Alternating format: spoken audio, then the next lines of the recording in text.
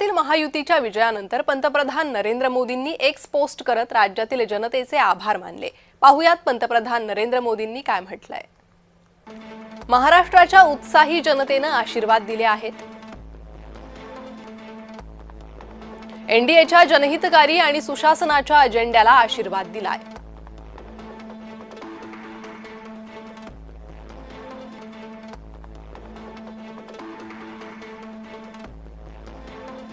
आमच्या कामगिरीचा अनुभव आणि विकासाची दृष्टी जनतेच्या मनाला भावली आहे।